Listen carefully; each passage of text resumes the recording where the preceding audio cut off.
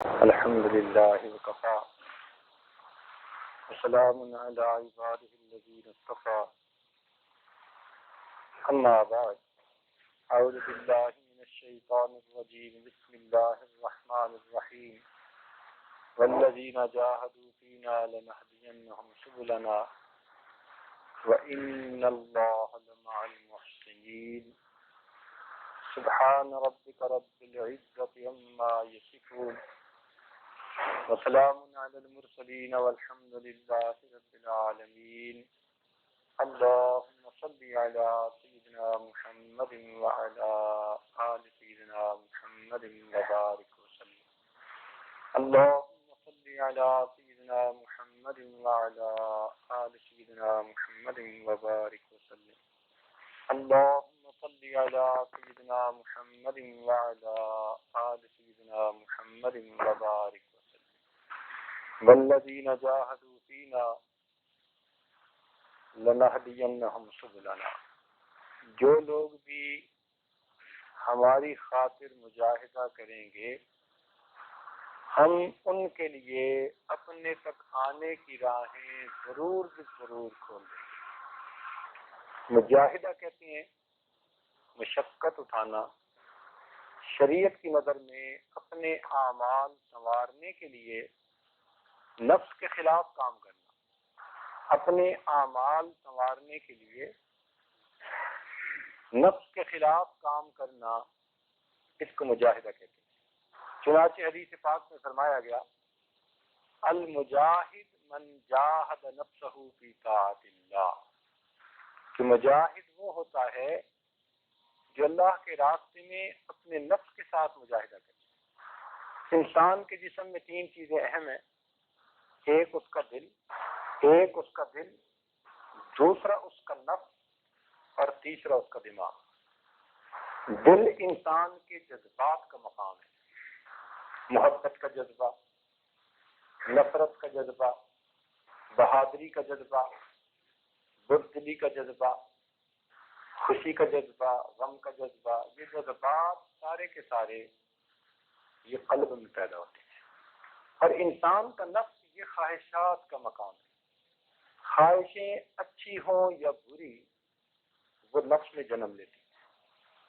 اچھی خواہش تو یہ ہوئی میں اللہ کا ولی بن جاؤں، حافظ قرآن بن جاؤں، نیک بن جاؤں، یہ سب اچھی خواہشیں۔ بری خواہشیں انسان کی سب وہی ہیں جو شریعت کے خلاف ہیں۔ تو دل انسان کے جذبات کا مقام ہے، نفس انسان کی خواہشات کا مقام ہے۔ انسان کا دماغ یہ خیالات کا پروسیسر ہے، جیسے کمپیوٹر کے اندر میتھ کو پروسیسر ہوتا ہے کہ پروگرام میں کوئی ایکویشن سالو کرنی ہو تو پروسیسر سالو کر دیتا ہے۔ تو دماغ بھی پروسیسر کی مانند ہے، جیسے جذبات دل میں ہوں گے یا جیسی خواہشات نفس میں ہوں گی، دماغ ویسے ہی خیالات کو پروسیس کرتا رہے گا۔ اگر دل میں اللہ رب العزت کی محبت کا جذبہ ہے اور نفس کے اندر نیک خواہشات، نیک تمنائیں ہیں، تو دماغ میں ہر وقت نیکی کے خیالات رہیں، جس کو رجوع اللہ، توجہ اللہ کہتے ہیں۔ تو دماغ یوں سمجھ لیجیے اس معاملے میں دل کا تابع ہے۔ اس لیے قرآن مجید میں اللہ تعالیٰ فرماتے ہیں لَهُمْ قُلُوبٌ يَعْقِلُونَ بِهَا، اے کاش ان کے دل ہوتے انہیں عقل سکھاتے۔ تو عقل دل کے تابع ہے۔ ہمارے مشائخ دل کو بدل دیتے ہیں، پھر عقل کی سوچ خود بخود بدلتی ہے۔ آج کی اس محفل میں نفس سے متعلق کچھ باتیں عرض کرنی ہے۔ تو انسان کا نفس خواہشات کا مقام ہے، اور اس کی مثال چھوٹے بچے کی طرح سی ہے۔ جیسے چھوٹا بچہ کسی چیز کو دیکھ کر خوش ہو تو وہ ضد کرتا ہے کہ مجھے چاہیے، اس کو اس سے غرض نہیں ہوتی کہ یہ فائدے مند ہے یا نقصان دہ ہے۔ وہ تو انگارے کو دیکھے گا تو روئے گا کہ مجھے اسے ہاتھ میں لینا ہے، ماں منع کرے گی تو روئے گا، ضد کرے گا، ہنگامہ مچا دے گا۔ اس کو کیا پتا کہ یہ آگ اس کے لیے نقصان دہ ہے، تو چھوٹا بچہ جس طرح جس چیز کو دیکھتا ہے اس کی طلب کرتا ہے، نفس بھی اسی طرح جس چیز کی طرف متوجہ ہوتا ہے اس کو لینے کے لیے تڑپتا ہے۔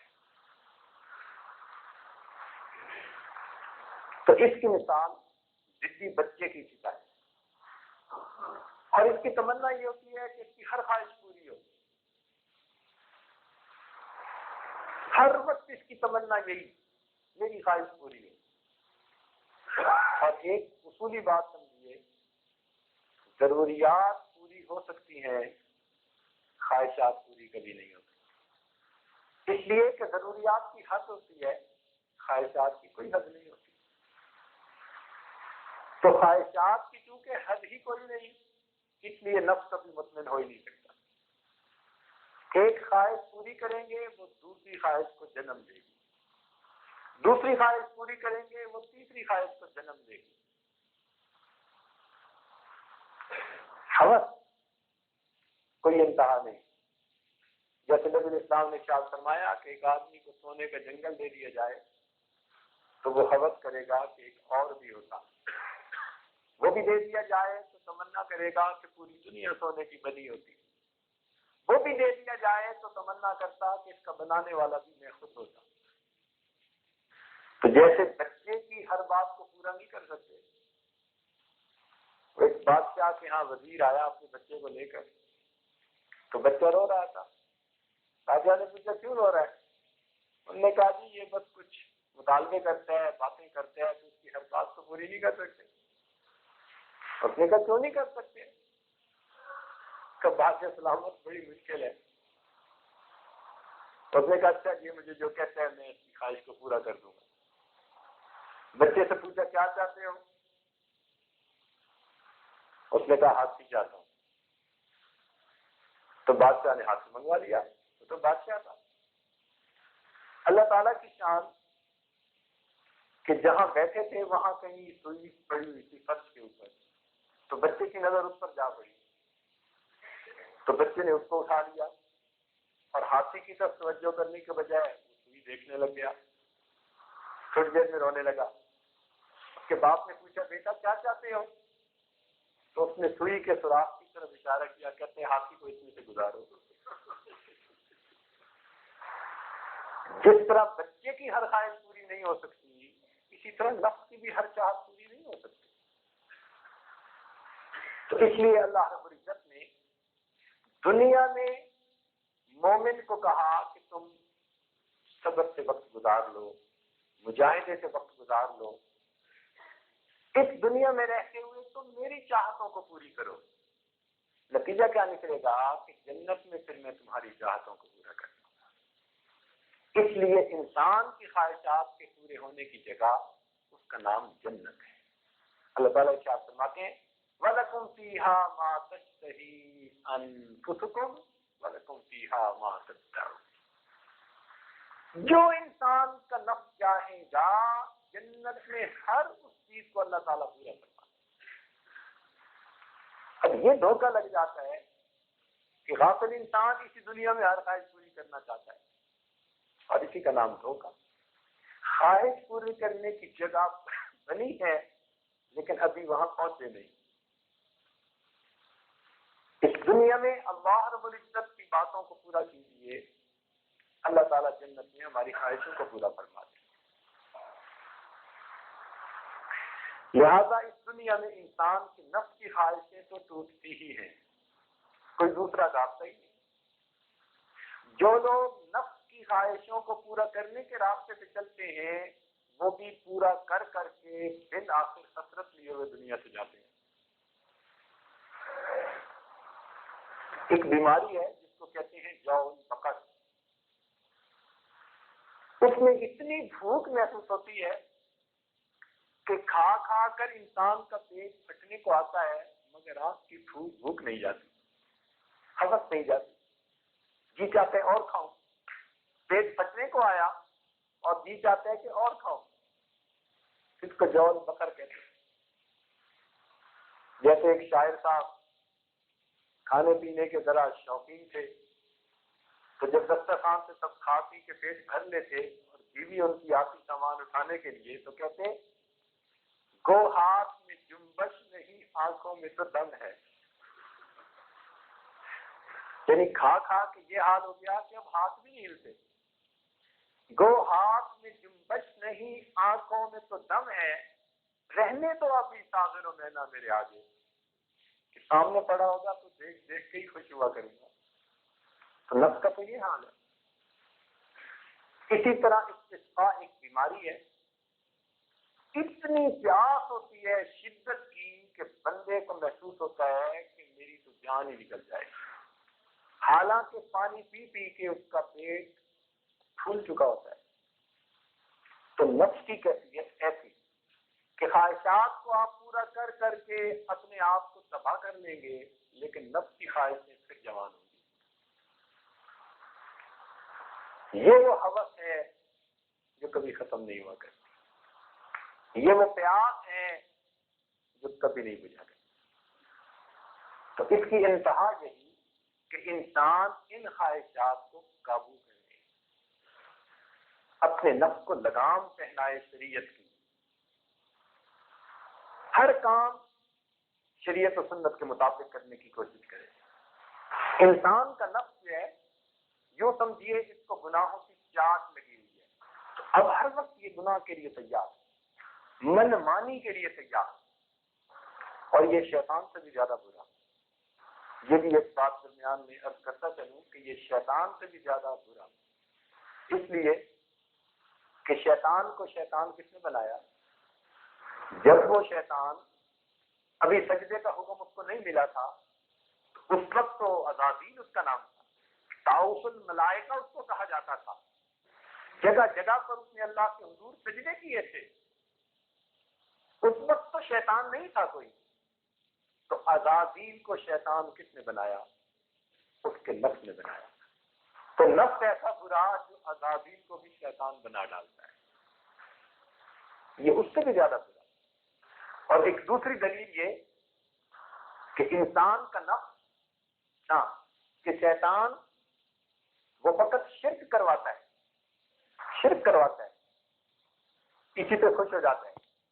لیکن نفس وہ کہتا ہے نہیں، مجھے شریک گوارا نہیں. شیطان کسی کو الجھائے گا تو زیادہ سے زیادہ اس سے شرک کی باتیں کروائے گا. اور نفس جب بہکاتا ہے یہ اپنا شریک بھی پسند نہیں کرتا. انسان کہہ اٹھتا ہے انا ربکم الاعلی، میں ہوں سب سے بڑا پروردگار. تو یہ کوئی شریک بھی پسند نہیں کرتا، یہ کہتا ہے وحدہ لا شریک بس میں ہی. تو یہ نفس اس لیے شیطان سے بھی زیادہ برا. اسی لیے قرآن مجید میں جہاں نفس شیطان کی مکاریوں کا تذکرہ کیا وہاں ضعیف کا لفظ استعمال ہوا. قرآن عظیم الشان فرمایا ان کید الشیطان کان ضعیفا، کہ شیطان کی تدبیریں اس کے مکر سے کمزور ہوتے ہیں.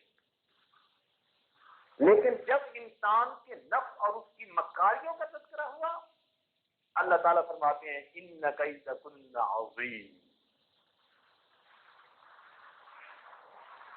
تمہاری مکاریاں تو بہت بڑی ہیں.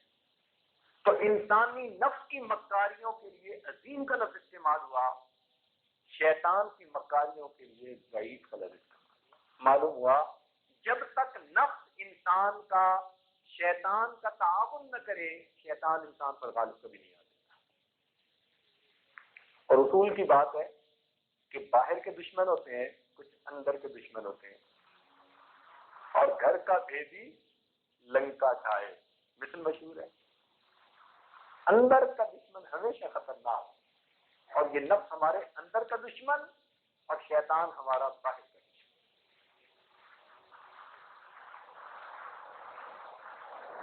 تو نفس چاہتا ہے کہ اس کی ہر خواہش پوری ہو، اور یہ کمزور کے اوپر بڑا شیر ہوتا ہے. جو اس کے سامنے جتنا دکھے یہ اتنا شیر ہوتا ہے. ویسے امام غزالی رحمۃ اللہ علیہ نے ایک اور بات بڑی مزے کی لکھی شیطان کے بارے میں. وہ فرماتے ہیں کہ شیطان ہمارا وہ دشمن ہے جو کبھی رشوت قبول نہیں کرتا، خوشامد قبول نہیں کرتا. یعنی یہ نہیں کہ بھائی تھوڑی دیر شیطان کی خوشامد کر لو یہ جان چھوڑ جائے گا، نہ وہ خوشامد سے جان نہیں چھوڑتا، وہ تو کہتا ہے کہ بس جو میں کہہ رہا ہوں تم اس پر عمل کرو۔ جیسے کفار بھی خوشامد سے خوش نہیں ہوا کرتے، کچھ لوگ چاہتے ہیں نا کہ ہم ذرا اپنے نمونے ان کی طرح بنا لیں تو ان سے بن جائے گی ہماری، کبھی نہیں بن سکتی۔ اللہ تعالیٰ کا حکم ہے، فرما دیا وَلَن تَرْضَىٰ عَنْكَ الْيَهُودُ وَلَا النَّصَارَىٰ حَتَّىٰ تَتَّبِعَ مِلَّتَهُمْ، کبھی خوش نہیں ہو سکتے یہود اور نصارہ حتیٰ کہ آپ ان کی اتباع شروع کر دیں، تب خوش ہوں گے، ورنہ نہیں۔ تو اس لیے جن کو اسلام کو ذرا ماڈرن بنانے کا شوق رہتا ہے نا کہ جی ان کو بنا کے رکھو، ذرا کان کھول کے سن لیں، تو شیطان بھی اسی طرح، یہ ایمان کا ڈاکو ہے، یہ خوشامد سے خوش نہیں ہوتا۔ تو نفس کمزور انسان کے اوپر شیر ہوتا ہے۔ اب ہمارا اس کے ساتھ مقابلہ ہو گیا اور یہ پوری زندگی کا مقابلہ۔ تو نفس گناہ کروائے گا، ہمیں گناہوں سے توبہ کر کے نیکی کروانی ہے۔ یہ گناہ کروانے سے باز نہیں آتا، ہم نیکی کرنے سے کیوں باز آئیں؟ حضرت مجذوب رحمۃ اللہ علیہ نے اسی کو اشعار میں عجیب مضمون باندھا، نہ ضد کر سکے نفس کے پہلوان کو، کہ یہ نفس پہلوان کی مانند ہے اور اس پہلوان سے تمہاری کشتی ہے۔ نہ ضد کر سکے نفس کے پہلوان کو تو یوں ہاتھ پاؤں بھی ڈھیلے نہ ڈالے، ارے اس سے کشتی تو ہے عمر بھر کی، کبھی وہ دبا لے کبھی تو دبا لے۔ وہ دباتا ہے تو گناہ کرواتا ہے، ہم دبائیں اس کو اور اس سے توبہ کروائیں۔ تو وہ کہتے ہیں کبھی اس نے اگر دبایا تو کبھی تم بھی دباؤ اور توبہ کرو، اور اگر کوئی صاحب کہیں کہ جی میں نے تو کبھی نہیں دبایا، وہ خان صاحب ہی دباتے رہتے ہیں مجھے، میں مسکین ہی دبتا رہتا ہوں، تو اس کا بھی حضرت نے جواب دیا۔ فرماتے ہیں جو ناکام ہوتا رہے عمر بھر بھی، یعنی شیطان کے ساتھ کشتی میں جو ناکام ہوتا رہے عمر بھر بھی، بہر طور کوشش تو عاشق نہ چھوڑے، یہ رشتہ محبت کا قائم ہی رکھے، جو 100 بار ٹوٹے تو 100 بار جوڑے۔ اگر شیطان نے گناہ کروا کے اللہ سے یہ محبت کا رشتہ توڑوایا تو ٹوٹا نہ رہنے دو، پھر توبہ کر کے گانٹھ لگا دو، پھر جوڑ لگا دو۔ وہ توڑنے سے باز نہیں آ رہا، ہم جوڑنے سے باز کیوں ہیں؟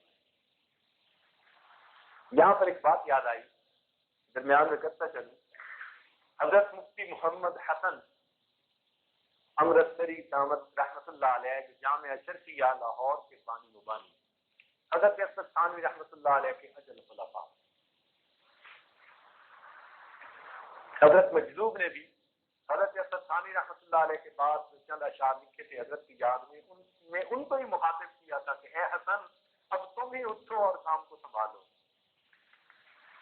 وہ اپنی حالات، ان کے حالات زندگی میں ایک عجیب بات لکھی کہ وہ فرمایا کرتے تھے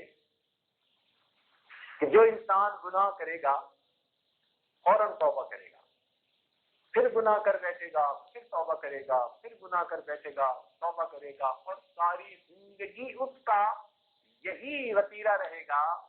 لکھتے ہیں اللہ تعالیٰ قیامت کے دن اس بندے کو کھڑا کر کے فرمائیں گے میرے فرشتوں ذرا میرے بندے کا معاملہ دیکھو، شیطان اور نفس بہکانے سے باز نہیں آئے، مگر یہ بندہ بھی ہار نہیں مانا، یہ بار بار کھڑا ہو کر توبہ کرتا رہا تو شیطان گراتا رہا، یہ کھڑا ہوتا رہا، اس کا مطلب ہے کہ میری رضا چاہتا تھا، اس کی بار بار توبہ کی وجہ سے میں اس کا حشر استقامت والوں کے ساتھ کر دیتا ہوں۔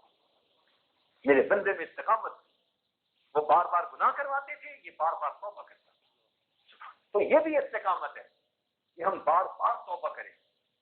کئی دوست ہوتے ہیں نا، سوچتے ہیں جی میں تو بس گناہ چھوڑ ہی نہیں سکتا۔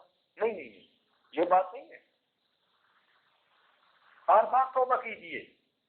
اور میرے دوست، جب ہمارے مالک اتنے مہربان ہیں کہ وہ توبہ قبول کرتے ہوئے نہیں تھکتے، تو ہم توبہ کرنے سے کیوں تھک جاتے ہیں؟ جب وہ توبہ قبول کرنے سے تنگ نہیں پڑتے، انہوں نے کوئی حد نہیں کی کہ 3 دفعہ کے بعد 4تھی دفعہ نہیں کر سکتے، تو جب پروردگار قبول کرنے کے لیے تیار ہیں تو ہم کیوں نہ توبہ کر کے اپنے مالک کو خوش کریں؟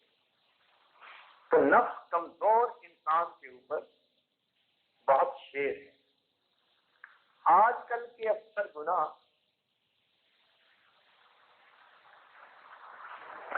دو وجہ سے ہیں. حضرت ثانی رحمۃ اللہ علیہ نے سبحان اللہ 2 لفظوں میں بات سمیٹ دی. فرماتے تھے کہ اکثر گناہ 2 وجہ سے ہوتے ہیں، یا جاہ کی وجہ سے یا باہ کی وجہ سے. جاہ کہتے ہیں اپنا سٹیٹس، اس کی وجہ سے میں آتی ہے. جیسے خامد کہتا ہے بس میری گھر میں چلے گی، اور بیوی کہتی ہے نہیں ہم بھی تو ہیں.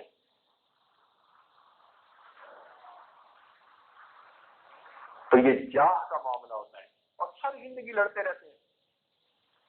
جسم اتنا قریب اور دل ایک دوسرے سے اتنا دور، نفرتیں بھری ہوتی ہیں. تو یہ جاہ کا معاملہ ہوتا ہے کہ میری چلے، جو میں کہوں بس وہ. اور باہ کہتے ہیں انسان کی قوت نفسانی جا کو، شہوانی جا کو، وہ باہ کہلاتا ہے. تو فرماتے تھے کہ 2 گناہ، یا جاہ کی وجہ سے یا باہ کی وجہ سے. اب جاہ کے حصول کی خاطر بندہ پیسے کماتا ہے، پیسے ہو اور اس میں جائز ناجائز نہیں دیکھتا، حرام حلال کا خیال نہیں کرتا، بس مال ہونا چاہیے. اس بارے میں انسان اپنے دل میں اطمینان پیدا کر لے کہ ہمارا رزق ہمارے دل میں نہیں، پروردگار نے اپنے دل میں لیا ہے. فرماتے ہیں وَإِن مِّن شَيْءٍ إِلَّا عِندَنَا خَزَائِنُهُ، جو کوئی بھی چیز ہے اس کے ہمارے پاس خزانے ہیں. وَمَا نُنَزِّلُهُ إِلَّا بِقَدْرٍ مَّعْلُومٍ، ہم ایک معلوم اندازے کے مطابق اتارتے ہیں. اپنے ذمہ لے لیا. فرمایا نحن قسمنا بینہم معیشتہم، ہم نے ان کے درمیان ان کی جو معیشت تھی اس کو تقسیم کیا. وما من دابۃ فی الارض الا علی اللہ رزقها، جو بھی زمین میں جاندار ہے اس کا رزق اللہ کے ذمہ. تو جس چیز کا رزق اللہ نے ذمہ لیا سارا دن ہم اس کے لیے فکر مند رہتے ہیں، اور جس کی ذمہ داری ہم پر چھوڑی کہ شریعت پر عمل کرو اس بارے میں فکر نہیں. یہ بات دلوں میں بٹھا دیجیے کہ جب پروردگار حضرت موسیٰ علیہ السلام کی امت کو 40 سال تک من و سلوہ کھلا سکتے ہیں، کیا وہ پروردگار ہمیں وقت کی روٹی نہیں عطا فرما سکتے؟ جو بی بی مریم کو بے موسم کے پھل عطا کر سکتے ہیں، کیا ہماری بہو بیٹیوں کو وقت کے موسم کے پھل نہیں عطا کر سکتے؟ تو رزق کے معاملے میں اللہ کے اوپر توکل کیجیے، اسباب میں ہاتھ ڈالیے مگر شریعت و سنت کے مطابق. نتائج اللہ کے اختیار ہے، اور جو ملے اس کے اوپر راضی رہیے. حدیث پاک میں آتا ہے جو بندہ دنیا میں اپنے اللہ سے تھوڑے رزق پر راضی ہو جائے گا، اللہ تعالیٰ قیامت کے دن اس کے تھوڑے حملوں پہ راضی ہو جائے گا. اس کی پریشانی کیا؟ بس کام کرنا ہمارا اختیار ہے، نتائج اللہ رب العزت کے اختیار ہے. اور دوسری چیز باہ کے گناہ. یہ گناہ آج کے دور میں بہت عام ہے، اور اس کا تعلق ہوس کے ساتھ. یہ نہیں ہے کہ انسان کے بال سفید ہو جائیں گے تو اس گناہ سے جان چھوٹ جائے گی نا. جیسے کنوارے سوچتے ہیں کہ شادی ہو گئی تو نگاہ پاک ہو جائے گی، ان کو کیا پتا کہ شادی شدہ کی نگاہیں اور زیادہ خراب ہوتی ہیں. اللہ ماشاء اللہ سوچتے ہیں اچھا بوڑھے ہو کے اس گناہ سے جان چھوٹ جائے گی، تو ذرا بوڑھوں کے دل کی حالت پوچھیں. کہ ان کے دل کی حسرتیں کیا ہوتی ہیں، ان کی نگاہیں کتنی میلی ہوتی ہیں۔ اس کا تعلق دل کے ساتھ ہے۔ دل میں سکون آ جائے تو انسان کی اس گناہ سے جان چھوٹ جاتی ہے، اور اس کا طریقہ یہ کہ انسان نکاح کے ذریعے اس گناہ سے بچے اور نکاح کے بعد مطمئن زندگی گزارے، اپنے دل کو سمجھائے کہ بھئی میری ضرورت پورا ہونے کے لیے اللہ نے سبب بنا دیے، اب مجھے ادھر ادھر میلہ دیکھنے کی کیا ضرورت ہے؟ کوئی پتلا ہے، کوئی موٹا ہے، کوئی نیلا ہے، کوئی پیلا ہے، ہمیں کیا غرض ہے؟ جب دل کو بار بار یہ سمجھایا کہ میں دوسروں سے بے غرض ہو جاؤں، تو پھر آپ کو احساس نہیں ہوگا کہ آپ کی ادھر ادھر سے کون گزر رہا ہے۔ جو گزرے آپ کو کیا اس سے غرض ہے؟ جو بھی ہے آپ سے اس کا تعلق نہیں ہے۔ تو اس کا تعلق اپنے دل کے ساتھ زیادہ ہے۔ بار بار اپنے دل کو سمجھائیں کہ بھئی ادھر ادھر دیکھنے سے سوائے میرے نام اعمال میں کبیرہ گناہوں کے لکھے جانے کے اور مجھے کیا ملتا ہے؟ حسرت نایاب۔ آ کر گزر گئے نمونے اور ہم نے فقط دیکھ کر اپنے نام اعمال میں گناہ درج کروا دیا، تو کیا ملا؟ تو اس کو اپنے دل کو سمجھانے کی ضرورت ہے۔ جب دل نے سمجھ لیا تو پھر انسان کی حوث کی نگاہیں ختم ہو جاتی ہیں، طبیعت میں سکون آ جاتا ہے، عبادت میں لذت مل جاتی ہے اور سکون زندگی مل جاتی ہے۔ ایک بات ثقیل سی ہے لیکن ذرا سمجھنے کی کوشش کر لیجئے گا۔ ہمارے سلسلہ عالیہ کے ایک بزرگ تھے، حضرت خواجہ عزیزان علی رامیتنی رحمۃ اللہ علیہ۔ ان سے کسی نے پوچھا کہ حضرت انسان بالغ کب ہوتا ہے؟ کھلی کھلی بات ہے تو اس لیے پہلے عرض کر دیا۔ تو پوچھا کہ حضرت انسان بالغ کب ہوتا ہے؟ انہوں نے فرمایا شریعت کا یا طریقت کا؟ کہنے لگا حضرت دونوں بتا دیجیے۔ عجیب بات کہی، فرمانے لگے شریعت کا بالغ تب ہوتا ہے جب اس سے منی نکلے، اور طریقت کا بالغ تب ہوتا ہے جب وہ منی سے نکل جائے۔ شریعت کا بالغ وہ ہوتا ہے اس سے منی نکلے، اور طریقت کا بالغ تب ہوتا ہے جب وہ منی سے نکل جائے۔ کیا مطلب؟ اس سے متعلقہ گناہوں سے جب جان چھوٹ جائے اب یہ بندہ طریقت کا بالغ ہو گیا۔ تو اس لیے ہم تو طریقت کے نابالغ ہی ہیں۔ جب طریقت میں بلوغ ملے گا پھر زندگی کا مزہ آئے گا، اور جان چھوٹ جاتی ہے۔ واقعی دل کو اللہ تعالیٰ ایسا سکون دے دیتے ہیں کہ پھر زلف فتنہ کر انسان کو دم خر نظر آتی ہے، گدھے کی دم کی طرح نظر آتی ہے، نہیں توجہ اٹھتی اس کی طرف، اللہ تعالیٰ کی ایسی حفاظت آ جاتی ہے۔ تو اس کا تعلق حوث کے ساتھ ہے۔ اپنے دل میں سکون پیدا کریں، سمجھائیے نفس کو۔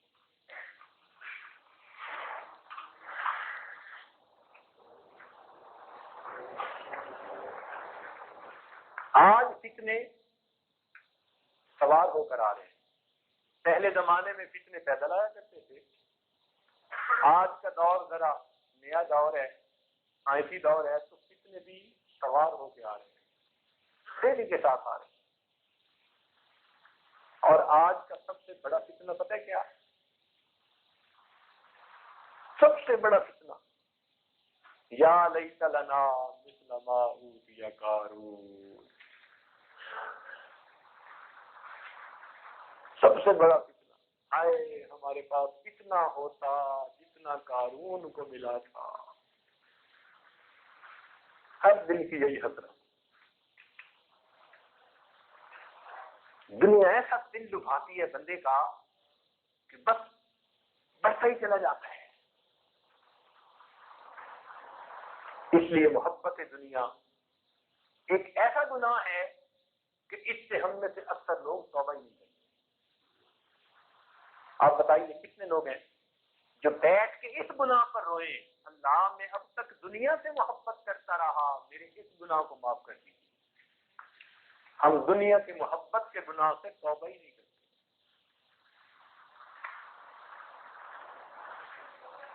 حالانکہ یہ دنیا ہاروت اور ماروت سے بڑی جادوگری ہے. ہاروت اور ماروت سے بڑی جادوگری. اس کی وجہ کیا؟ ہاروت اور ماروت جو جادو لائے تھے، یفرقون بہ بین المرء وزوجہ، اس جادو کے ذریعے وہ خاوند اور بیوی کے درمیان جدائی ڈال دیتے تھے. لیکن یہ دنیا ایسی جادوگرنی ہے جو بندے اور اس کے پروردگار کے درمیان جدائی ڈال دیا. اس لیے کہنے والے نے کہا لکل شیء اذا فارقته عوض وليس لله ان فارقت من عوض. اے دوست، تو دنیا کی کسی چیز سے دور ہوا، تیرے لیے کوئی نہ کوئی اس کا بدل موجود ہے، لیکن اگر تو اللہ رب العزت سے دور ہوا، تیرے لیے اس کا کوئی بدل موجود نہیں. اس لیے ہمارے مشائخ ذکر کی کثرت کا حکم دیتے ہیں کہ ذکر کی کثرت سے دنیا کی محبت دل سے نکلتی ہے. یہاں پر ایک بات اور عرض کرتا چلوں، مفسرین نے قرآن مجید کی آیات کے تحت کہیں کہیں بڑے لطائف اور اشارات لکھے ہیں، معارف لکھے ہیں. حضرت اکبر ثانی رحمۃ اللہ علیہ نے ایک جگہ بڑی عجیب تمثیل لکھی ہے. لکل آیت من القرآن ظاہر و مبین. قرآن مجید کا ظاہر بھی ہے جو ظاہری مفہوم ہوتا ہے، اور ایک اس کے اندر معارف ہوتے ہیں چھپے ہوئے. تو ملکہ بلقیس کا واقعہ ہے کہ جب اس کے پاس حضرت سلیمان علیہ السلام کا خط پہنچا تو اس نے اپنے امراء سے مشورہ کیا، اسمبلی ممبروں سے، کہ کیا کریں. تو ان سب نے کہا کہ گھبرانے کی بات نہیں، قدم اٹھاؤ، ہم تمہارے ساتھ ہیں. یہ پرانا نعرہ ہے، فانظری ماذا تأمرین، جی فیصلہ آپ کریں، ہم آپ کے ساتھ ہیں. وہ سمجھدار تھی. آگے سے کہنے لگی ان الملوک اذا دخلوا قرية، کہ جب بادشاہ کسی بستی میں داخل ہوتے ہیں افسدوها، فساد مچا دیتے ہیں، وجعلوا اعزت اهلها اذلہ، اور جو لوگ وہاں معزز ہوتے ہیں ان کو ذلیل کر کے نکال دیتے ہیں. اب یہ تو ہوا اس کا ظاہر کا ترجمہ.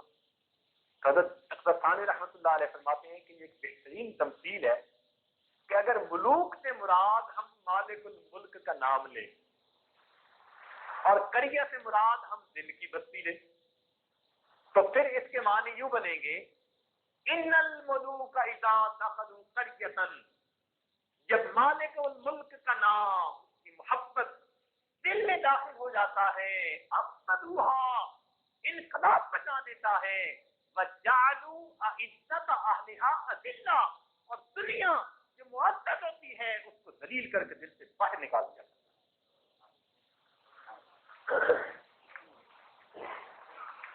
اس لیے ہمارے مشائخ ذکر اللہ کی کثرت کا حکم دیتے ہیں.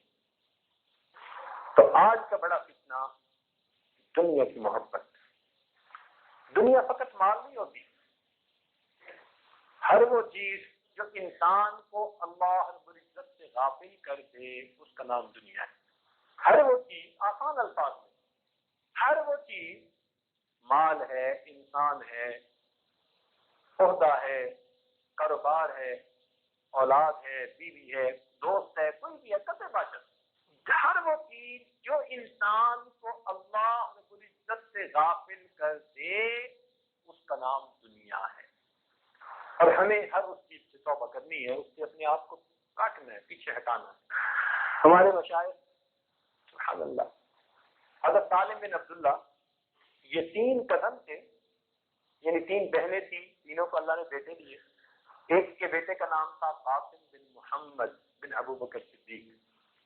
یہ ہمارے سلطان نقشبندیہ کے مشائخ میں سے ہوئے اور فقہائے 7 مدینہ میں ان کا شمار ہوتا تھا. اللہ نے ان کو وہ مقام دیا تھا کہ عمر بن عبدالعزیز رحمۃ اللہ علیہ سے پوچھا گیا کہ آپ کی نظر میں اس وقت خلافت کا مستحق کون ہے، تو انہوں نے قاسم بن محمد بن ابو بکر صدیق کا نام پیش کیا تھا. اللہ تعالیٰ نے ایسی زندگی دی. ایک امام زین العابدین رحمۃ اللہ علیہ، علی بن حسین، اور تیسرے سالم بن عبداللہ ابن عمر رضی اللہ تعالیٰ. یعنی ایک حضرت علی رضی اللہ عنہ کی اولاد میں سے، ایک حضرت عمر رضی اللہ عنہ کی اولاد میں سے، اور ایک حضرت ابوبکر صدیق کی اولاد میں سے. تو تینوں خالہ زاد بھائی تھے، تینوں کو اللہ نے بڑا مقام دیا. تو ان میں سے سالم بن عبداللہ، ان کا یہ واقعہ ہے، طواف کر رہے تھے اور وقت کا حکمران بھی پہنچ گیا. اب طواف کے بعد اس نے سلام کیا، ملاقات کی اور کہنے لگا جی آپ کو کوئی ضرورت ہے تو مجھ سے مانگیے، آپ کو کوئی ضرورت ہے تو مجھ سے مانگیے. آپ نے بیت اللہ شریف کی طرف اشارہ کر کے کہا کہ خدا کے بندے کچھ اللہ کا خوف کر، اس گھر میں آ کے بھی میں نے تجھ سے مانگنا ہے. اب اس کی بڑی سبکی ہوئی، لوگوں کے سامنے اسے شرمندگی ہوئی، لیکن ان کی گردنوں میں سریا ہوتا ہے تو یہ ہار جلدی نہیں مانتے. اب طواف تو کرتا رہا لیکن تاک میں رہا کہ یہ باہر کب نکلتے ہیں. اب حضرت جب حرم شریف سے باہر نکلے تو وہ فرما رواں حکمران صاحب بھی اسی دروازے سے اسی وقت باہر نکلے اور باہر نکل کے پھر سلام کیا اور کہتے ہیں اچھا جی اب مانگیے. اب تو آپ حرم میں نہیں ہے نا، حرم سے باہر، اب مانگیے میں آپ کو کیا دے سکتا ہوں. تو یہ بھی بڑے دانا لوگ ہوتے ہیں، سبحان اللہ، حکمت اللہ نے ان کو دی ہوتی ہے. سبحان اللہ. حضرت نے آگے سے فرمایا کہ بھئی یہ بتاؤ میں آپ سے دین مانگوں یا دنیا مانگوں؟ میں آپ سے دین مانگوں یا دنیا مانگوں؟ اب دین تو وہ کہہ نہیں سکتا تھا کیونکہ دین میں تو اللہ نے آپ کا مقام بہت ہی بلند کیا تھا. تو لا محالہ کہنے لگا جی آپ دنیا مانگیے. تو جب اس نے کہا جی دنیا مانگیے تو آپ نے جواب میں فرمایا کہ بھائی جس نے دنیا کو بنایا میں نے اس سے کبھی دنیا نہیں مانگی، میں تجھ سے دنیا کیا مانگوں گا. ہمارے حضرات کو اللہ نے ایسی استغنا کی زندگی عطا کی. حضرت مرزا مظہر جانا رحمت اللہ علیہ، تفسیر مظہری، سبحان اللہ، جن کے نام پر لکھی گئی. حضرت قاضی ثناء اللہ پانی پتی رحمت اللہ علیہ، اللہ نے ان کو وہ مقام دیا کہ یہ اپنے وقت کے مفسر بھی تھے، محدث بھی تھے، فقیہ بھی تھے اور صوفی بھی تھے، شیخ بھی تھے، شیخ طریقت بھی تھے، صاحب نسبت تھے. سبحان اللہ، عجیب کامل شخصیت تھی کہ اپنے وقت کے یہ مفسر بھی تھے. ان کی تفسیر کا وہ مرتبہ ہے کہ حضرت مفتی محمد شفیع رحمت اللہ علیہ معارف القرآن میں بار بار تفسیر مظہری کے حوالے دیتے ہیں. حضرت اسد تھانی رحمت اللہ علیہ بیان القرآن میں تفسیر مظہری کے حوالے دیتے ہیں. اللہ نے ایسا بڑا مفسر بنایا، وقت محدث تھے اور فقیہ تھے اور شیخ طریقت ایسے کامل تھے. ہمارے مشائخ ایسے کامل ہوا کرتے تھے. تو حضرت مرزا مظہر جانا رحمت اللہ علیہ، ان کو وقت کے بادشاہ نے کہا کہ جی آپ میرے پاس آئیے، میں آپ کو فلاں علاقہ ہبہ کرنا چاہتا ہوں، تحفے میں دینا چاہتا ہوں. تو حضرت نے آگے سے جواب بھجوایا کہ جناب اللہ رب العزت نے قرآن مجید میں فرمایا کل متاع الدنیا قلیل، فرما دیجئے کہ دنیا کی متاع تھوڑی ہے. تو اللہ تعالیٰ نے پوری دنیا کے لیے قلیل کا لفظ استعمال کیا اور اس قلیل میں سے عقل اور تھوڑا حصہ آپ کو ملا. اب اس تھوڑے سے آپ اور تھوڑا حصہ مجھے دینا چاہتے ہیں، اتنا تھوڑا دیتے ہوئے مجھے شرم آتی ہے. سبحان، کیا استغنا، اللہ اکبر کبیرہ. اس لیے ہمارے حضرات نے استغنا کی زندگی گزاری. صحابہ کرام نے نبی علیہ الصلوۃ والسلام کی صحبت میں رہ کر دنیا کا منتر سیکھ لیا تھا. آپ نے دیکھا نا کچھ لوگ سانپ پکڑ لیتے ہیں، وہ کہتے ہیں جی ہمیں سانپ کا منتر آتا ہے، اور واقعی سانپ ان کو نقصان نہیں دیتا. ہم نے کئی لوگوں کو آنکھوں سے دیکھا. ایک صاحب ہمارے قریب میں رہتے تھے، اللہ کی شان بلیک کوبرا سویا پڑا ہے اور چلتے چلتے ساتھی سے کہتے ہیں لوہے بھائی آج یہ تجھے مل گیا. کہتے ہیں سویا ہوا ہے، سوئے کو کیا پکڑنا. اس کو جگایا ہاتھ سے اور جب وہ بھاگنے لگا پھر اس کو پکڑا اور پکڑ کے گلے میں ڈال دیا. اللہ کی شان. تو کچھ لوگوں کو سانپ کا منتر آتا ہے تو وہ ان لوگوں کو سانپ نقصان نہیں دیتا. یوں محسوس ہوتا ہے کہ صحابہ کرام رضی اللہ تعالیٰ عنہم نے نبی علیہ السلام کی صحبت میں رہ کر دنیا کا منتر سیکھ لیا تھا، دنیا ان کو نقصان نہیں دیا کرتی. اس لیے ان کے سامنے روم اور فارس کے خزانے آئے، اتنے ڈھیر لگ جاتے تھے کہ اس کے پیچھے بندے چھپ جاتے تھے، مگر ان کے دل پہ اس کا کوئی اثر نہیں ہوتا. یہ اللہ والے بھی دنیا کا منظر دکھاتے ہیں. اس لیے تو فرماتے تھے علی حضرت علی عنہ، یا فقرا یا بیضا غیری، اے سونے اے چاندی میرے غیر کو دھوکہ دے، میں تیرے دھوکے میں آنے والا ہوں. کسی نے دنیا کو خواب میں دیکھا ایک بوڑھی عورت، ایک باکرا عورت کی شکل میں، کنواری خوبصورت لڑکی کی شکل میں، تو بڑا حیران ہوا. کہنے لگا کہ تجھ سے تو لاکھوں نے نکاح کی ہے اور تو ابھی تک باکرا ہے، لاکھوں نے تجھ سے قربت کی اور تو ابھی تک باکرا. کہنے لگے کیا کروں، جنہوں نے نکاح کیے وہ مرد نہ نکلے اور جو مرد تھے انہوں نے منہ نہ لگایا.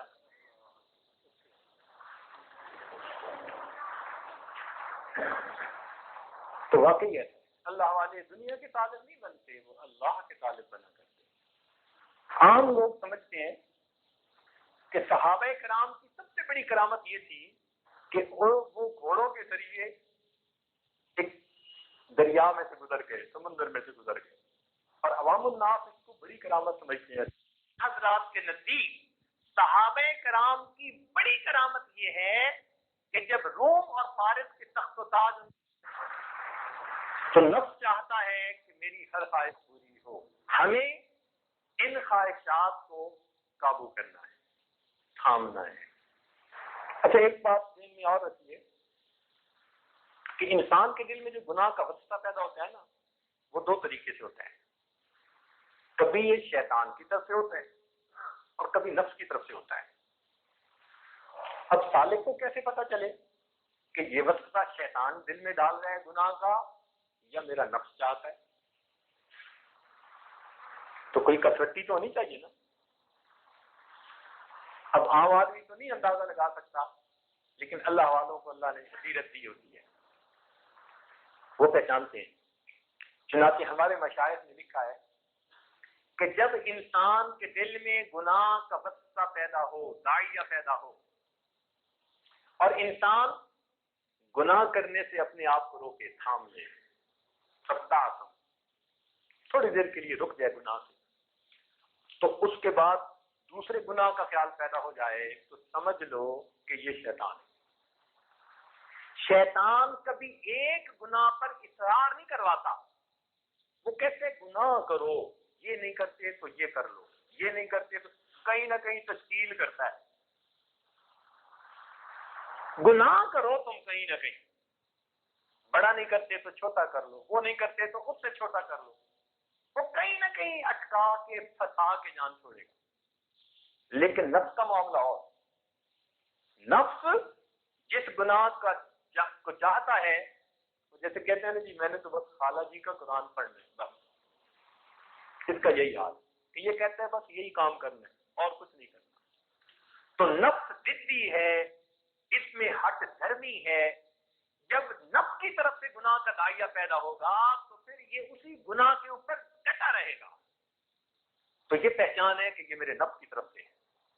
اور اگر ایک کے بعد دوسری آپشن سامنے آتی جائے تو سمجھ لو کہ یہ شیطان کی طرف سے خیال اور دھیان ڈالا جائے. تو جب انسان گناہ کا دل میں خیال پیدا ہو اور اپنے آپ کو تھام لے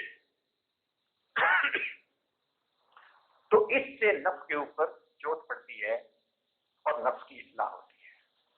اور سالک کو یہ کام کرنا ہوتا ہے. یہ نہیں ہوتا کہ شیطان نے پھونک ماری تو بس وضو ٹوٹ گیا.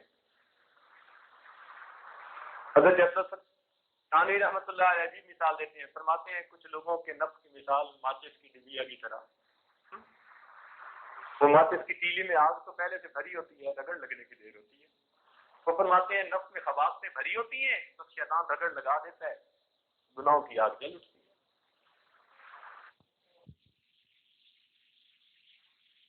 میں تھام لینا ہے اور اپنے آپ کو کہنا ہے کہ خواہشات پوری کرنے کی یہ دنیا جگہ نہیں، خواہشات پوری کرنے کی جگہ جنت ہے، آخرت ہے۔ اس تھام لینے کا دوسرا نام مجاہدہ ہے، اور اللہ رب العزت کے یہاں اس کی بڑی قدر ہے، بڑی قدر ہے۔ جو انسان گناہوں کے بس سے پیدا ہونے پر اپنے آپ کو تھام لیتا ہے، اللہ رب العزت کی رحمت پھر اس بندے کو تھام لیا کرتی ہے۔ یہاں پر ایک بات ذہن میں رکھیے کہ جب خواہش ٹوٹتی ہے نا تو نفس کو دل ملاتا ہے، مگر اللہ تعالیٰ بڑے خوش ہوتے ہیں۔ لوگ کہتے ہیں نا جی دل ٹوٹا، تو تحقیق کی بات تو کرتے نہیں، نفس کی خواہش ٹوٹی اور جواب میں کہتے ہیں جی دل ٹوٹا۔ دل کہاں ٹوٹ گیا؟ تاہم چلو دل ہی ٹوٹا صحیح، تو اللہ تعالیٰ کو یہ ٹوٹا دل ہی پسند ہے، سمجھے؟ تو بچا بچا کے نہ رکھ اسے، تیرا آئینہ ہے وہ آئینہ کہ شکستہ ہو تو عزیز تر ہے نگاہ آئینہ ساز میں۔ جب ٹوٹتا ہے دل نا تو پھر اللہ کو زیادہ پیار آتا ہے، زیادہ پیار۔ اس لیے فرمایا انا عند منکسرۃ القلوب، مجھے ڈھونڈنا ہو تو ٹوٹے دلوں میں ڈھونڈو، دکھی دل، ٹوٹے دل، ان میں اللہ تعالیٰ بستے۔ ایک بزرگ تھے، ان کی ایریا بھی بہت نیک تھی، تقیہ نقیہ پاک صاف زندگی گزارنے والی خاتون تھی۔ ان کو نبی علیہ الصلوۃ والسلام کی زیارت کا بڑا شوق رہتا تھا، چنانچہ بڑے وظائف کرتی، ایک دن اپنے خاوند سے کہنے لگی کہ اتنی عمر گزر گئی وظائف کرتے ہوئے، لیکن مجھے نبی علیہ السلام کی زیارت نہیں ہوئی، ہزاروں مرتبہ میں ایک ایک دن میں درود شریف پڑھتی ہوں، تو آپ ہی کوئی طریقہ بتا دیجئے کہ مجھے زیارت ہو جائے۔ وہ کہنے لگے اچھا میں بتاؤں گا، بہت اچھی بات، لیکن طریقہ یہ ہے کہ تم ذرا آج دلہن کی طرح تیار ہو جاؤ، گر نہاؤ، بنا سنوارو، اچھے کپڑے دلہن والے پہنو، تو دلہن کی طرح بن کے بیٹھو تو تمہیں طریقہ بتا دیں گے۔ وہ نیک خاتون شادی تھی تو بوڑھی، لیکن نہا دھو کے دلہن جیسے تیار ہوتی ہے، وہ تیار ہو کے دلہنوں والے چمکیلے بھڑکیلے کپڑے پہن کے جناب مصلی پہ بیٹھ گئے۔ اب یہ بزرگ جیسے یہ اس کے بھائی کے پاس پہنچ گئے اور بھائی کو جا کے کہا کہ دیکھو یہ میری عمر ہے اور یہ تمہاری بہن کی عمر ہے، مگر آ کے ذرا اس کا حال دیکھو۔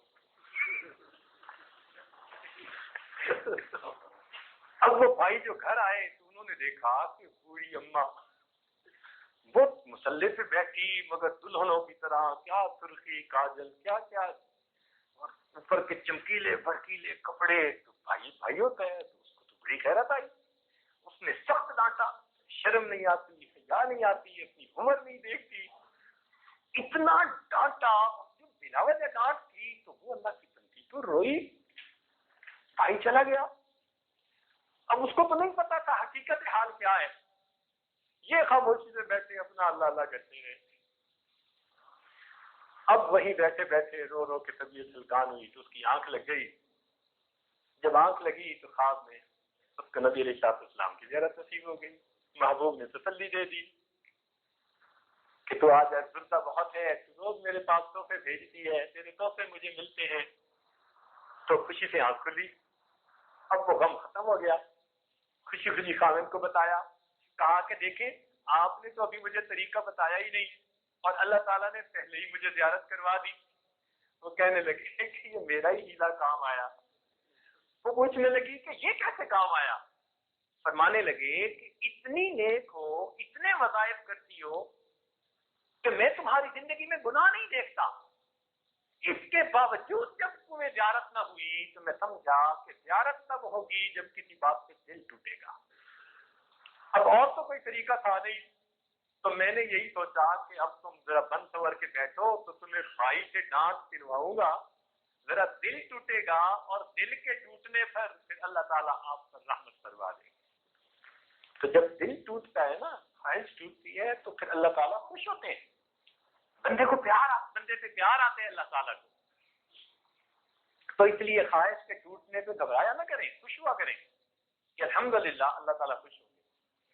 اچھا یہاں پر دو باتیں اچھی طرح ذہن نشین کر لی. ایک بات تو یہ، ہمارے مشائخ نے لکھا ہے کہ جس انسان نے شریعت و سنت کو سامنے رکھتے ہوئے اپنی خواہش کو توڑا، جس انسان نے شریعت و سنت کو سامنے رکھتے ہوئے اپنی خواہش کو توڑا، اللہ تعالیٰ ہر خواہش کے ٹوٹنے پر اس کو جنت میں ایک مرتبہ دیدار عطا فرمائیں گے. ہر خواہش کے بدلے جو بھی خواہش ٹوٹی اللہ کے لیے، ہر خواہش ٹوٹنے کے بدلے اللہ رب العزت جنت میں اس کو اپنا دیدار عطا فرمائے. سبحان اللہ. اور دوسری بات کہ جب خواہش ٹوٹتی ہے نا، وہ قبولیت دعا کا وقت ہوتا ہے. آج لوگ اسم اعظم کے بارے میں پوچھتے ہیں.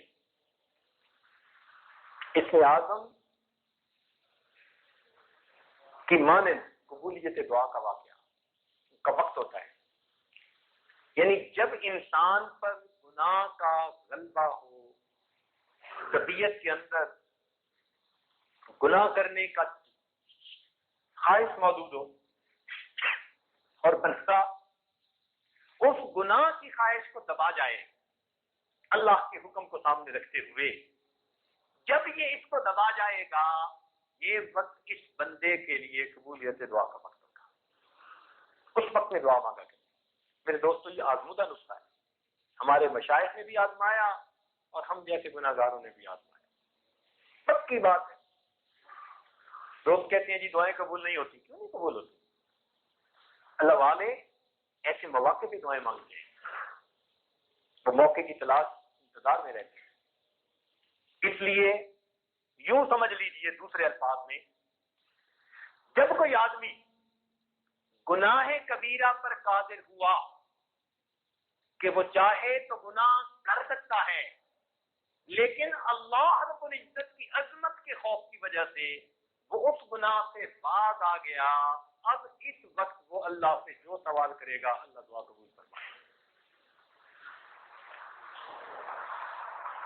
تو ہمارے زندگی میں روز واقعات ایسے پیش آتے ہیں. کبھی جی چاہتا ہے ادھر دیکھو یہ نمونہ، ادھر دیکھو یہ نمونہ. کتنے نمونے دیکھیں گے؟ تو اس وقت اپنے آپ کو سمجھایا کریں، نگاہوں کو قابو کیا کریں اور اپنے رب سے مانگا کریں. وہ قبولیت دعا کا وقت ہوتا ہے. اللہ سے اللہ کو مانگا کریں. پھر دیکھیے سلوک کتنا تیزی سے طے ہوتا ہے. ہم یہ چاہتے ہیں کہ ہم ادھر ادھر بھی دیکھتے پھریں اور سلوک بھی طے ہو جائے. یہ خیالت تو محالت جنو، ایسا نہیں ہوتا. یہ کبھی نہیں ہو سکتا. تو نفس کی خواہشات جب ٹوٹتی ہیں، بلکہ عوارف المعارف میں تو یہ بھی لکھا گیا من تعشق، اگر کسی آدمی کو کسی کی طرف میلان ہو گیا، کوئی بھی ہے بندہ بندی، من تعشق، اگر دل میں کسی کی طرف میلان پیدا ہوا، وقتم عشقہ، اور اس نے اپنے اس حالت کیفیت کو چھپا لیا، اللہ تعالیٰ قیامت کے دن فہو شہید، اور اس کو شہیدوں کے ساتھ کھڑا فرما دے.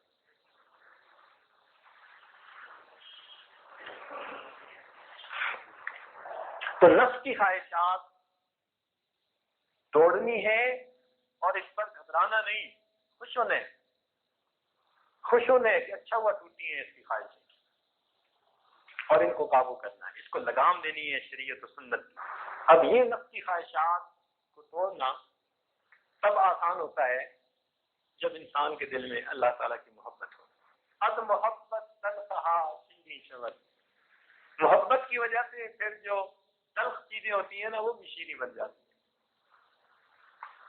جس کو مہینے کے بعد تنخواہ ملنے کی امید ہوتی ہے وہ ساری رات جاگ کے گزار لیتا ہے.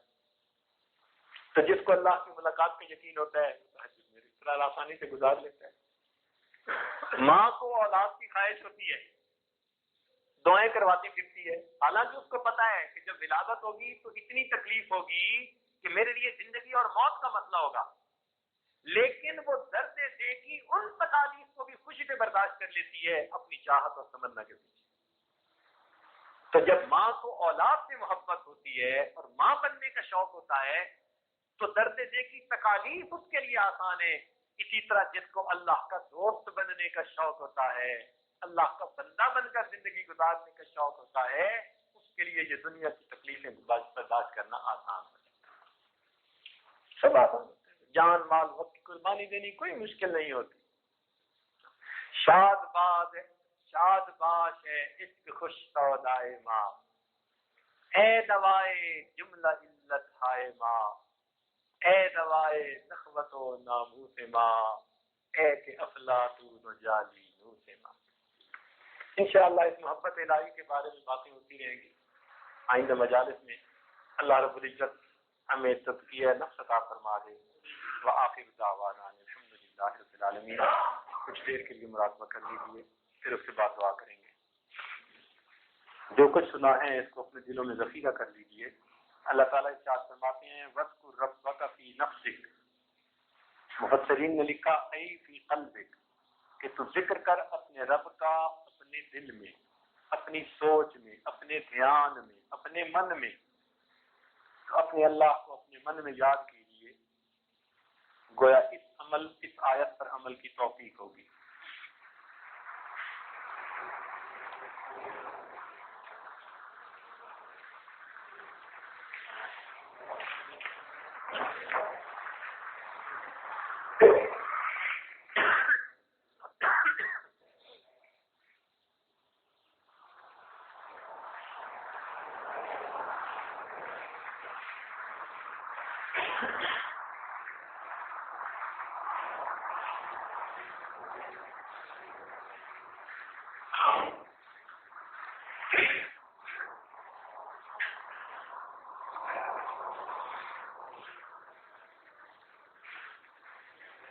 اپنے من میں ڈوب کر پا جا سراغ زندگی، اپنے من میں ڈوب کر پا جا سراغ زندگی، تو اگر میرا نہیں بنتا نہ بن، اپنا تو بن۔ من کی دنیا تو مستی جذب و شوق، تن کی دنیا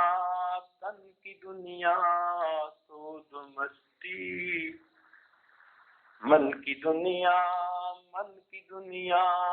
تو مستی جذب و شوق، تن کی دنیا سود و سودا مکر و فن، من کی دولت ہاتھ آتی ہے تو پھر جاتی نہیں، تن کی دولت چھاؤں ہے، آتا ہے دھن جاتا ہے دھن، پانی پانی کر گئی مجھ کو قلندر کی یہ بات، تو جھکا جب غیر کے آگے نہ تن تیرا نہ من، تو جھکا جب نفس کے آگے نہ تن تیرا نہ من۔ لا الہ الا اللہ۔ دعا کیجیے سبحان ربی الوہاب۔ اللہم صلی علی سیدنا محمد وعلی آل سیدنا محمد وبارک وسلم۔ رب کریم ہم ظاہر میں بندے ہیں، حقیقت میں نہایت گندے ہیں۔ ہم اللہ ہمارے اندر کی گندگیوں کو دور فرما، دلوں کی ظلمت کو دور فرما، دلوں کی سختی کو دور فرما، ہمارے دلوں کو منور فرما، ہمارے دل کی دنیا کو آباد فرما۔ اے مالک ہماری نگاہوں کو پاک فرما، ہمارے دلوں کو صاف فرما، ہمارے سینوں کو اپنی محبت سے لبریز فرما، اپنے عشق کی آتش ہمارے سینوں میں پیدا فرما، ہمارے انگ انگ سے اپنے ذکر کو جاری فرما، روئے روئے سے اپنے ذکر کو جاری فرما، ہماری ہڈی ہڈی بوٹی بوٹی میں اپنی محبت پیدا فرما۔ اے مالک ہمیں تزکیہ نفس عطا فرما، تزکیہ قلب نصیب فرما، رب قریب شریعت و سنت والی زندگی نصیب فرما، کبائر گناہوں سے بچنے کی توفیق عطا فرما۔ اے اللہ معصیت سے خالی زندگی نصیب فرما، رب کریم معصیت سے خالی زندگی نصیب فرما، اللہ معصیت سے خالی زندگی نصیب فرما۔ اے اللہ ہمارے ساتھ رحمت کا معاملہ فرما، ہماری اے اللہ نیک تمناؤں کو پورا فرما، اے اللہ جائز مقاصد میں کامیابی عطا فرما، اٹکے ہوئے کاموں کا ہونا آسان فرما، الجھے ہوئے کاموں کو اپنی رحمت سے سلجھا۔ اے اللہ گھر بار کی پریشانیوں کو دور فرما، کاروبار کی پریشانیوں کو دور فرما، اولاد کی پریشانیوں کو دور فرما، صحت سے متعلقہ پریشانیوں کو دور فرما۔ اے مالک اولاد کے غموں سے محفوظ فرما، اولاد کی پریشانیوں سے محفوظ فرما۔ اے مالک ہمارے ساتھ رحمت کا معاملہ فرما۔ اے اللہ اس محفل میں اٹھنے سے پہلے اللہ ہمیں اپنا وقت عطا فرما، اللہ اپنے قرب عطا فرما۔ اے اللہ ہم تو ساری زندگی نفس سے مار کھاتے پھرے، اللہ ہمارے لیے بھی کوئی صورت بنا دیجیے کہ ہم بھی نفس پہ غالب آ جائیں، اللہ ہم بھی نفس پہ غالب آ کر شریعت و سنت والی توفیق پر زندگی گزاریں۔ اے اللہ جو گناہ بھی ہم کرتے ہیں ارادے سے یا بغیر ارادے کے، اللہ ان گناہوں سے ہماری جان چھڑا اور میرے مولا شریعت و سنت والی زندگی نصیب فرما۔ اے اللہ ہمیں گناہوں کی ذلت سے محفوظ فرما، اے مالک ہمیں گناہوں کی ذلت سے محفوظ فرما، گناہوں کی دلدل سے محفوظ فرما۔ رب کریم دنیا کی محبت سے اے اللہ ہمیں محفوظ فرما اور دنیا کی محبت کے گناہ کو معاف فرما۔ رب کریم اپنی سچی محبت عطا فرما، اپنے محبوب کی سچی محبت عطا فرما، ان کے صحابہ کرام اہل بیت کرام کی سچی محبت عطا فرما۔ اللہ اپنے پیارے اولیاء کرام کی سچی محبت عطا فرما، دنیا آخرت میں ان کے قدموں میں جگہ نصیب فرما۔ اے اللہ ہمارے روزوں کو قبول فرما، اللہ ہماری نمازوں کو قبول فرما۔ رب کریم ہمیں شریعت و سنت کے مطابق زندگی گزارنے کی توفیق عطا فرما۔ اے مالک دنیا کے سامنے ہم جو مرضی بنتے پھرے، آپ کے سامنے تو جھوٹ نہیں بول سکتے، آپ تو دلوں کے بھید جانتے ہیں۔ میرے مولا ہمارا حال بہت پتلا ہے، رب کریم رحمت فرما دیجیے۔ ہم کب تک بے ذوق نمازیں پڑھتے پھریں گے، بے سرور سجدے کرتے پھریں گے؟ رب کریم مارے باندھے ہم دین پر عمل کرتے پھریں گے؟ اللہ ہمارے دلوں کو دین پر عمل کر سکون عطا فرما۔ اے اللہ ہمارے ساتھ رحمت کا معاملہ فرما، اے اللہ ہماری زندگی کو دین کی محنت کے لیے قبول فرما۔ اے اللہ ہماری اصلاح فرما اور ہمیں صحیح معنوں میں انسان بنا۔ جتنی باطنی بیماریاں ہیں، حسد، تکبر، عجب، کینہ، شہوت، سب کو ہم سے دور فرما اور ہمیں اخلاق محمدی کا نمونہ نصیب فرما۔ اے اللہ ہمیں اخلاق محمدی کا نمونہ نصیب فرما۔ رب کریم دوست احباب نے جن دعاؤں کے لیے کہا ہے یا کہنا چاہتے تھے کہہ نہیں سکے، اللہ ان سب کی نیک حاجات کو پورا فرما۔ اے اللہ دوست احباب دور دور کے اس جگہ پر چند دن گزارنے کے لیے آئے، اللہ دنوں میں جو نیک تمنا لے کر آئے ان کے چل کے آنے کو قبول فرما اور ان کو نیک مقاصد میں کامیابی عطا فرما۔ رب کریم ہماری ان دعاؤں کو اپنی رحمت سے قبول فرما۔ اللہ دنیا میں جہاں جہاں دین کی محنت ہو رہی ہے، اے اللہ جماعت کی شکل میں، مدارس کی شکل میں، اللہ سب محنتوں کو قبول فرما اور اس کے بدلے دین کی ہواؤں کو چلا۔ اللہ اسلام کے خلاف جو سازشیں ہو رہی ہیں، اللہ ان سازشوں کو ختم فرما، امت مسلمہ کو عزت رفتہ نصیب فرما۔ دنیا میں جہاں جہاں مسلمان پریشان ہیں، سب کی پریشانیوں کو دور فرما۔ رب کریم ہماری ان دعاؤں کو اپنی رحمت سے قبول فرما۔ اے مالک آپ سے نبی صلی اللہ علیہ وسلم نے جو خیریں مانگی وہ سب خیریں ہمیں بھی نصیب فرما، جن شرور سے پناہ مانگی ہمیں بھی پناہ عطا فرما۔ اے اللہ ہمیں استغنا والی زندگی نصیب فرما۔ رب کریم جب آپ نے ہمارے سروں کو غیر کے سامنے جھکنے سے روک لیا تو اللہ ہمارے ہاتھوں کو بھی غیر کے سامنے پھیلنے سے محفوظ فرما۔ رب کریم اپنے غیبی خزانوں سے عطا فرما۔ اے مالک ہمارے ساتھ رحمت والا معاملہ فرما۔ رب کریم ہم ناپ تول کے قابل نہیں ہے، بہت کمزور ہیں، رب کریم مہربانی فرما دیجئے، ہماری مدد فرمائیے، اللہ ہماری کمزوری کو قوتوں میں بدل دیجئے۔ ربنا تقبل منا إنك أنت السميع العليم تب علينا إنك أنت التواب الرحيم صلى الله تعالى على حبيبه سيدنا محمد وآله وأصحابه أجمعين برحمتك يا أرحم الراحمين.